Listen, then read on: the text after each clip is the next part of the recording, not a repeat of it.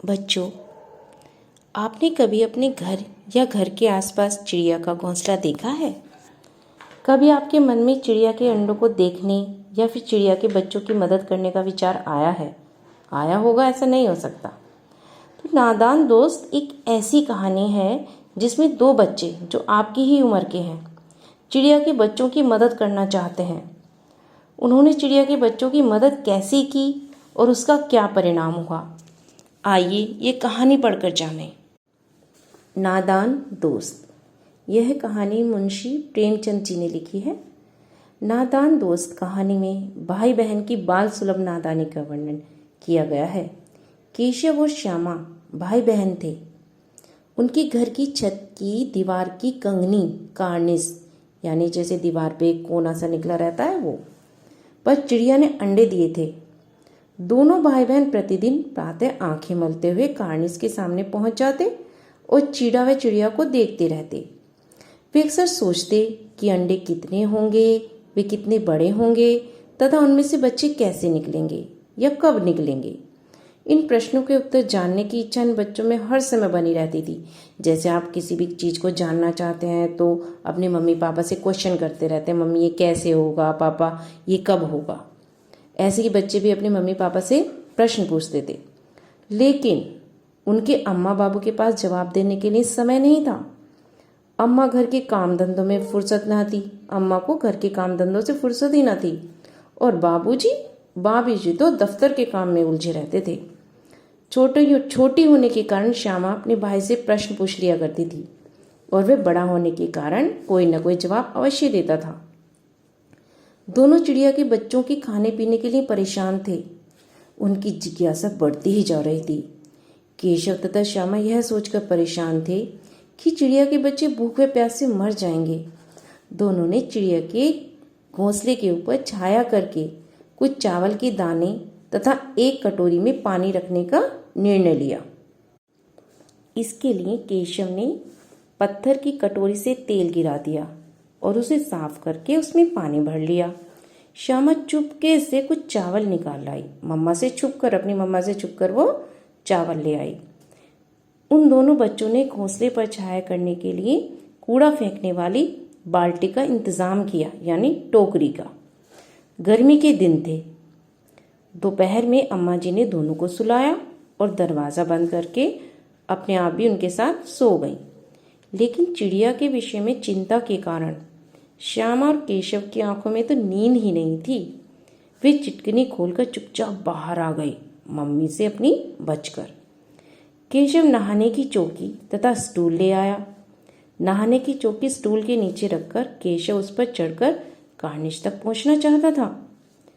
Shyama stool को पकड़कर खड़ी थी, लेकिन स्टूल के हिलने पर केशव को परेशानी होती थी क्योंकि वह ऊंचा नीचा हो रहा था। पर वह किसी तरह कार्निश तक पहुंच ही गया। कार्निश पर हाथ रखते ही चिड़ा और चिड़िया उड़ गए, यानी फुर हो गए वहां से। उसने देखा तिनकों पर 3 अंडे पड़े थे। वह किसी तरह नीचे आ गया। केशव ने अपनी बहन से फटे पुराने कपड़ों की गद्दी बनाने के लिए कहा, यानी उसने चीथड़े मंगवाए जो फटे पुराने कपड़े होते हैं, और खुद ही उनकी गद्दी बनाकर अंडे उसके ऊपर रख दिए और घोंसले के ऊपर टोकरी को लकड़ी से टिकाकर छाया कर दी। अंडों के पास ही चावल तथा पानी की कटोरी रखकर वह नीचे उतर आया।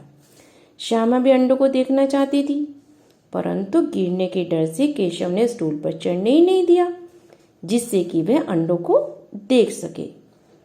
इस काम को पूरा करने के बाद दोनों चुपचाप कमरे में आकर अपनी मम्मा के पास लेट गए। बाहर बहुत गरम गरम लू चल रही थी। लू का मतलब जो गरम गरम हवाएं चलती हैं मई और जून के महीने में दोपहर के समय, जब आपकी मम्मा भी मना करती हैं आपको घर से बाहर निकलने के लिए। अब देखो, गर्मी का मौसम है, तो जैसे केशव और श्यामा ने चिड़िया के बच्चों के लिए खाने पीने का इंतज़ाम किया, तो आपको भी ऐसे करना चाहिए, क्योंकि पंछी बेचारे अपने आप तो पानी नहीं पी सकते ना ही अपने आप पानी का इंतज़ाम कर सकते हैं और खाने का। तो आपको भी उनके लिए ऐसे करना चाहिए जैसे केशव और श्यामा ने किया। लेकिन मम्मा से बिना पूछे टच नहीं करना है किसी भी चीज़ को। बाहर बहुत गरम गरम हवाएं चल रही थी। 4 बजे, ठीक 4 बजे शाम को जब दोनों की नींद खुली तो वे कार्निस के पास गए। दोनों ने देखा कि अंडे नीचे गिरकर टूट गए हैं। इतने में अम्मा जी ने आकर पूछा, वहाँ धूप में क्या कर रहे हो? टूटे अंडे को देखकर अम्मा जी ने कहा, ज़रूर तुमने इन्हें छुआ होगा। श्यामा ने सोचा, भैया से अंडे रखते नहीं बने, इससे अंडे गिरकर टूट गए। भैया को इस गलती की सज़ा मिलनी ही चाहिए। इसलिए श्यामा ने अम्मा से बता दिया कि भैया ने अंडों को छेड़ा था। अम्मा जी, भैया ने अंडों को छेड़ा था। अम्मा ने बताया कि चूने से चिड़िया के अंडे गंदे हो जाते हैं, फिर उन्हें चिड़िया नहीं सेती, इसलिए उसने अंडे नीचे गिरा दिए। यह सुनकर केशव को बहुत दुख हुआ।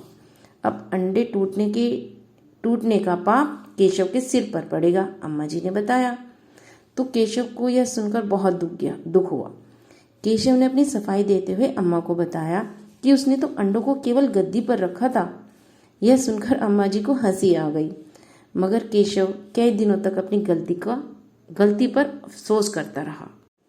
तो बच्चों, इस कहानी से आपने क्या सीखा? इस कहानी से आपको बहुत अच्छी सीख मिली है।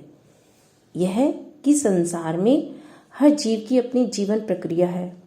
उसमें हस्तक्षेप करने से, यानी उसमें अपना ज़बरदस्ती अपनी बात करने से, उसमें ज़बरदस्ती अपना ध्यान आकर्षित कराने के लिए या उसमें ज़बरदस्ती करने के लिए लाभ की बजाय हानि हो जाती है जब हम बिना सोचे कुछ नादानी में करते हैं।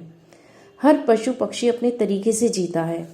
मनुष्य उसकी भलाई के लिए भी बदलाव करना चाहे तो भी स्वाभाविक जीवनचर्या बाधित होती है। कहानी में बच्चों ने अंडों की रक्षा व चिड़िया के कार्य को कम करने के लिए कार्य किया, परंतु अंडे छूने से चिड़िया ने उन्हें नहीं सेया तथा उन्हें गिरा दिया। अतः हमें प्रकृति के जीवन चक्र में हस्तक्षेप नहीं करना चाहिए। पशु पक्षियों के प्रति दयाभाव अवश्य रखना चाहिए।